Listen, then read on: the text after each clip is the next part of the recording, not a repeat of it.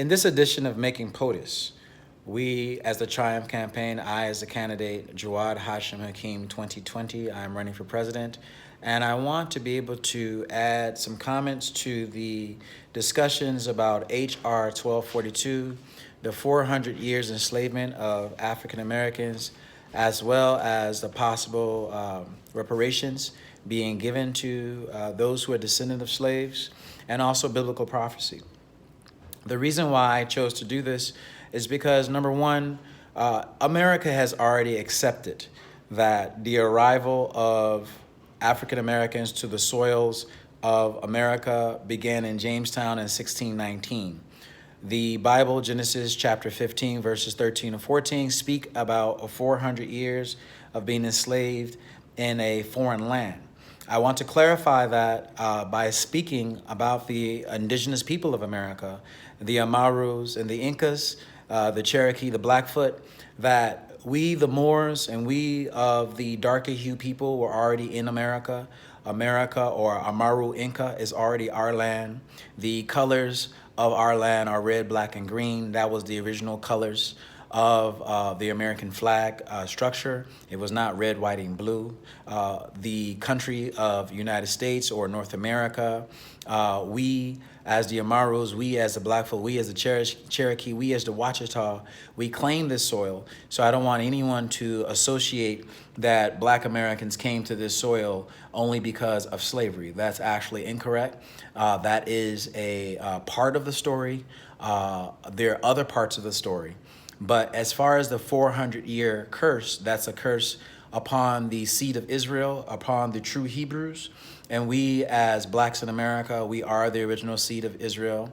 I know this as a presidential candidate. That's part of the reason why I'm running for president, because I know that the 400 years, it's supposed to end 1619. You add 400 years, that's 2019. This is now, this video is being made October 12th. 2018, so we're gradually moving into biblical prophecy. What does that mean? It means basically that as far as Revelations 2:9, you have to know who the children of Israel are, and the children of Israel are going to be found struggling. The children of Israel are going to be found in poverty. The children of Israel are going to be very, very rich. As we can see, the Democratic Republic of Congo is one of the richest land masses of the world. African people are extremely rich, and the 99% of the poor are extremely rich because the billionaires actually feed off us. Walmart cannot operate without poor people actually bringing their link cards. So when we look at the 400 years and we base it on biblical prophecy, the prophecy is similar to the children of Israel being in Egypt, that at a certain point they're going to come out of Egypt, and Egypt will be judged by plagues and other natural disasters, and the people will be able to come out of her with great wealth. We are saying that America is the new Egypt, the White House being the house of Pharaoh, the state of America having many, many different clues that it fits into biblical prophecy. Donald Trump, we believe, fits into biblical prophecy. We believe that Donald Trump fits into prophecy of Romans 11:25 through 26, when it speaks of the end of Gentile rule. Donald Trump was elected as president-elect in 2016, and that was also done on a 9/11 or 11/9, which is also a clue within those who keep up with spiritual symbolism. But it's clue to 240 years of America, 2 and 4. I represent a nation of gods and earth as a 5%er. Simple mathematics, 2 and 4 is X. X is unknown. America now is an unknown territory with the election of Donald Trump. But the election of Donald Trump also feeds into another narrative. That means that America has saw their last president, which goes back to the book that was written 100 years ago about Baron Trump Ventures, the last president of Donald Trump, or the last president. And we are saying that it's time for a fresh perspective. It's time to be able to end the playbook of the traditions of what makes America the country of oppression, a country of enslavement, a country of a broken criminal justice system, a country that is systematically has lost its way. So what we're saying is, within the 400 years and the release of the greatness of Africans in America, it has to also come with a presidential candidate. It has to come with an executive that will be able to lead something brand new, something never seen before. The Bible also speaks about, in Matthew, about taking new ideas and bringing it into old constructs. And it explained it in the biblical story about old wineskins and new wine, or new wine and old wineskins.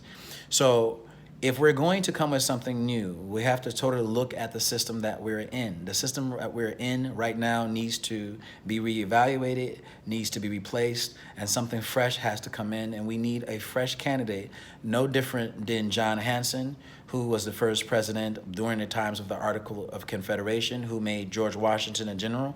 And it's time for a new candidate to bring in a new perspective, and we need a new John Hanson on the scene. So I'm attempting to fulfill those ideas that we need something new when we have acknowledged, as Elijah Muhammad acknowledged, that the fall of America has come. Even Caucasians have acknowledged that Donald Trump represents basically a new America, a bizarre world, uncharted waters, and no one knows where we're going. And this is a perfect time within an unknown period, power knowing no vacuum, to produce new answers. So my candidacy is directly linked to the 400 years of the enslavement of African people in America and the release of that. So my candidacy specifically wants to eliminate poverty, especially poverty amongst those Africans, Americans that are poor now, those Caucasians that are poor now, all the poor of America. We are looking to end poverty in general. And also, with the 400 years, it's necessary to have reparations. Every other people who America has enslaved in some sort of internment camp or in some sort of oppression has been given their reparations. We are the only people that have not been given a penny. So it's time for us to rub 2 cents together, make sense of it, and understand from 1619, you add 400 years, you have 2019. It goes with the acknowledgement of H.R.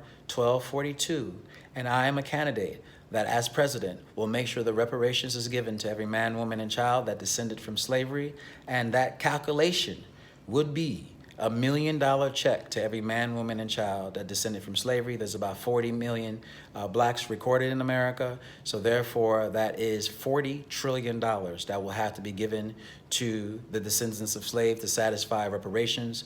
The word reparations mean to repair, the act of repairing. And if we want any peace in America, we say no justice, no peace. If we want any peace, we as Africans within America who helped build this country, who have never been compensated our 40 acres and a mule, we choose not to have our 40 acres. We choose to just have the economic monetized equivalent, which is $1 million to this day. And we choose to have reparations acknowledged by the President of the United States, but it's our choice to either ask a current sitting president to be able to recognize that slavery was wrong and it should be compensated, or we the people can choose a new candidate who will make sure the reparations is given.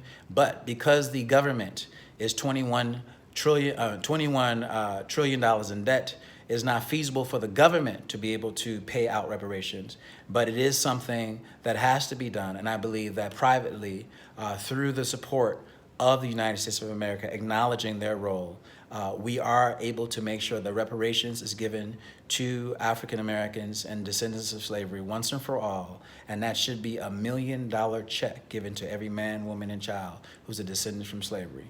That's not going to come from government funds, but yet United States of America, through my presidency, will acknowledge that this is to repair a long overdue wrong, and that's going to help a lot with race relations. So H.R. 1242, something for you to look into. I am a presidential candidate that supports reparations. I don't mind if what I say is looked at as not feasible. What I'm focusing on is to correct the wrong, and feasibility can be taken care of later. But we do subscribe to $1 million check to every man, woman, and child that's a descendant from slavery to take care of our 40 acres and mules, which was promised. This is Making POTUS. I am Jawad Hakeem, and I hope that we can get some subscribers so we can build this channel and you all can enjoy the content that we deliver. Thank you.